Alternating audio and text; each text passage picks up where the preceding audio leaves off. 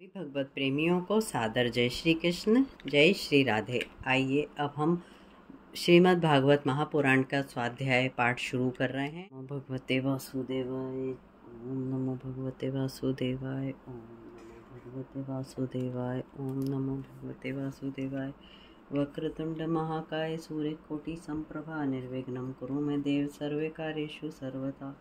कृष्णाय वासुदेवाय हरये परमात्मने प्रणत क्लेशनाशाय गोविंदाय नमो नमः। भगवते वासुदेवाय नमो, ओम नमो भगवते वासुदेवाय नमो।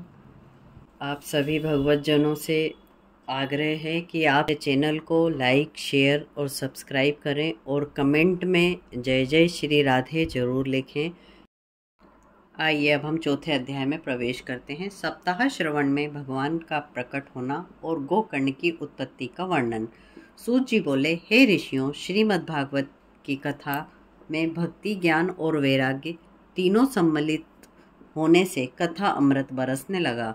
उस आनंद से प्रसन्न होकर भक्ति के वशीभूत भगवान श्री कृष्ण स्वयं आनंद देने के लिए अपूर्व छवि से पधारे। कंठ में वर्णमाला, मेघवर्ण, मनोहर पीताम्बर, कटी कांचनी धारण किए हुए, सिर पर मुकुट, कानों में कुंडल, बांकी छवि से भक्तों के चित्त को चुराने लगे। उनकी उस रूप माधुर्य को देखकर भक्तजन अति प्रसन्न विभोर होकर एकटक उनकी ओर देखने लगे और अपने तन मन तथा आप को भूल गए। दशों दिशाओं में जय जयकार की ध्वनि होने लगी, पुष्पों की वर्षा आकाश से होने लगी, शंख घंटा ध्वनि चारों ओर बजने लगे। सभी भक्तजन अपूर्व आनंद में मग्न हो गए। जय जय श्री राधे।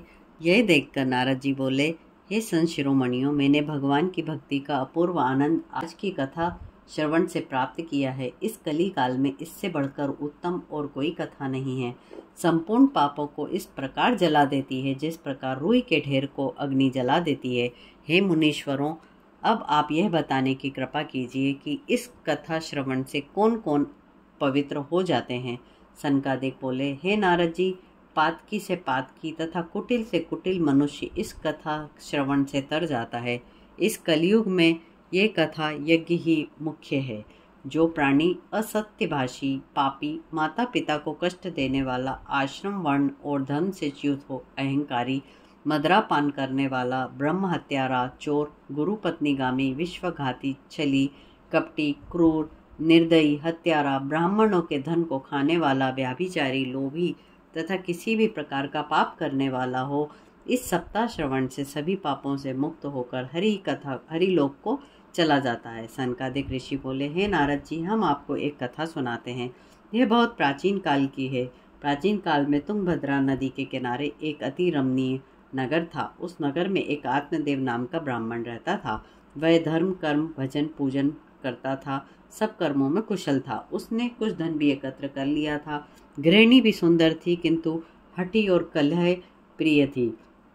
गृह कार्य में कुशल और पैसा एकत्र करने में बहुत चतुर थी।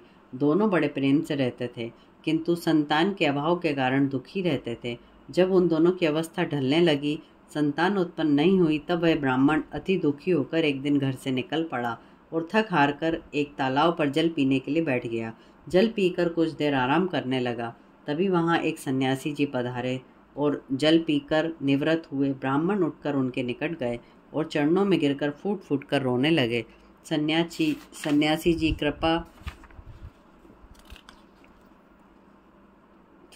जी करुणा करके बोले, हे ब्रह्मदेव, मैं तुम्हारे कष्ट को समझ गया हूँ, किंतु इसका निवारण किसी भी प्रकार नहीं हो सकता है।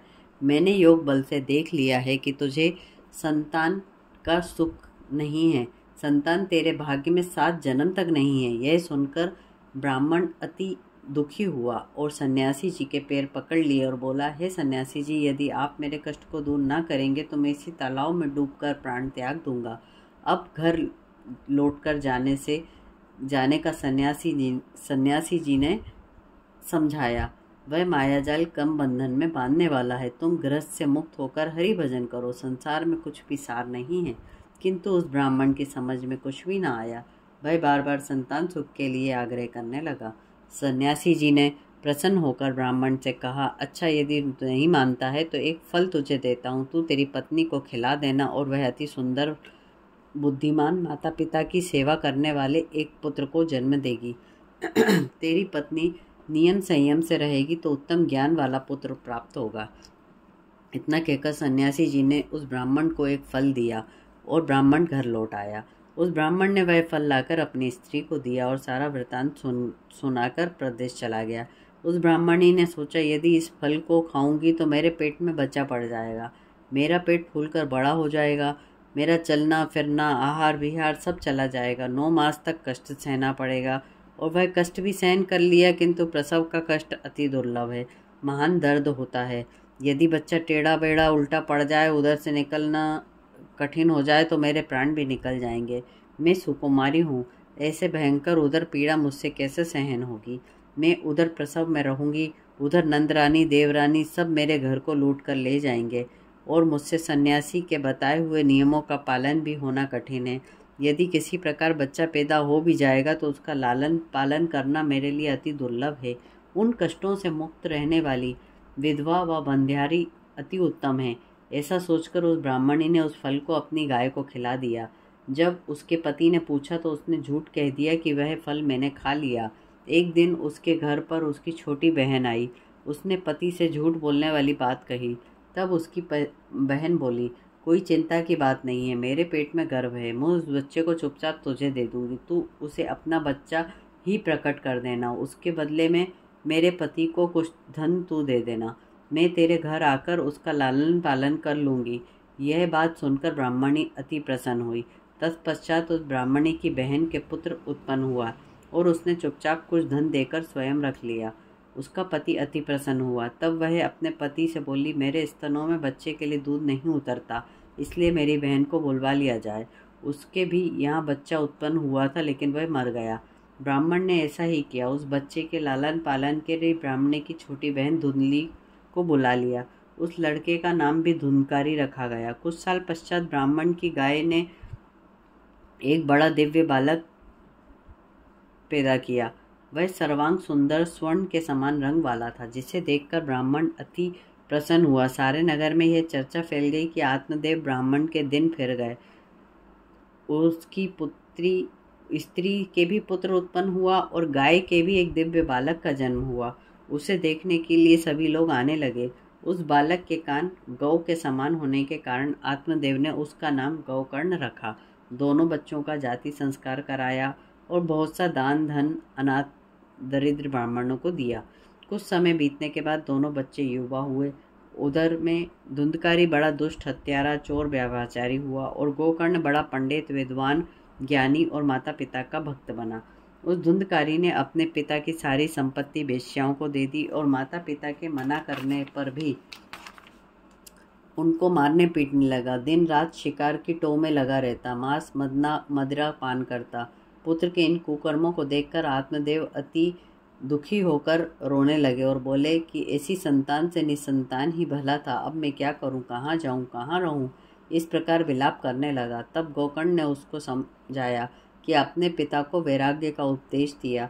ब्राह्मण ने गोकर्ण की बात मान ली और संसार की ममता को त्याग कर वन में चले गए। इस प्रकार आत्मदेव ने वैराग्य लेकर अपने चित्त को स्थिर किया और भगवान की सेवा पूजा में रत रहकर श्रीमद् भागवत के 10वें स्कंद का पाठ नियम पूर्वक करते हुए भगवान श्री कृष्णचंद्र में जाकर मिल गए। इसी तरह चौथा अध्याय आज समाप्त होता है और अब हम कल 5वें अध्याय में प्रवेश करेंगे। तब तक के लिए जय जय श्री कृष्ण।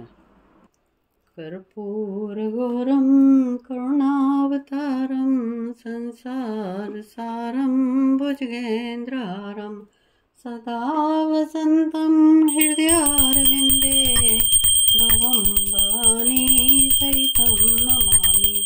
मन्दारमाला कलिकालकाले कपालमाला गीतशेखराय दिगंबराय च दिगंबराय नमः शिवाय च नमः शिवाय। नमः पार्वतीपते हर हर महादेव।